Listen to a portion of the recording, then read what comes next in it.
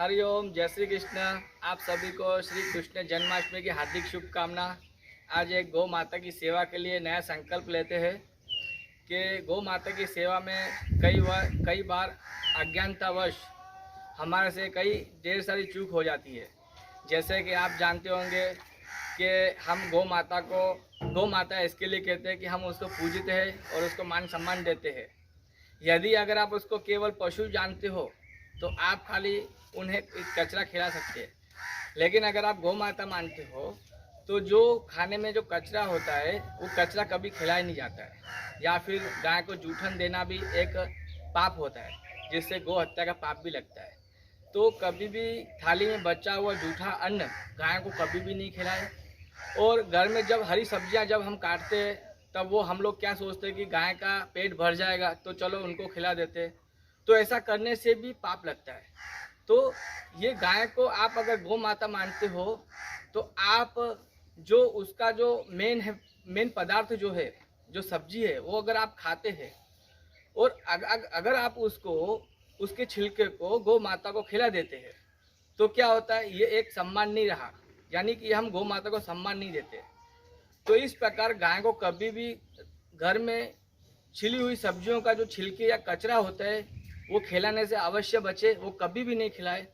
और इसके अलावा कई बार क्या होता है कि जो लोग गाय को घास देते हैं तो वो लोग यूं ही नीचे सड़क में फेंक देते हैं। तो बेटर है, उससे सबसे अच्छा है कि उस गाय के जो घास है उसको कहीं, अगर आपको अपने हाथ से ना खिलाना हो तो कहीं नीचे साइड में जाके अच्छी स्वच्छ जगह पे जाके उनको खिला सकते हो। ऐसा नहीं, कई बार ऐसा होता है कि वो गाय का जो घास होता है वो किसी भी जगह पर जाके गंदगी होती है वहाँ पे डाल देते हैं और वहीं से गाय खाती है। तो ये भी गौ माता के लिए सम्मान के पात्र नहीं है।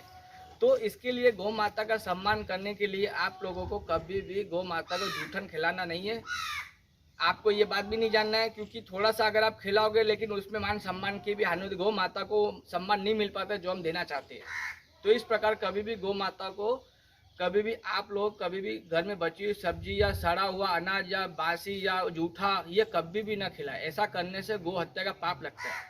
तो और दूसरी बात यह है कि कई बार देखते हैं कि गाय जब भागती नहीं है, हमारे घर में आके खड़ी हो जाती है, चाहे दुकान में खड़ी हो जाती है, देखते हैं कि कई वेजिटेबल मार्केट में आके खड़ी हो जाती है, तो ठीक है, लेकिन पानी छांटना, गाय के ऊपर पानी छांटना भी वो सम्मान के पात्र नहीं है। यानी कि जूठा पानी, कई बार मैंने देखा है कि लोग जूठा पानी पी के और बचा हुआ जो पानी होता है गाय को भगाने के लिए उसके ऊपर डाल देते हैं। तो ये भी गौ माता के सम्मान के पात्र नहीं है।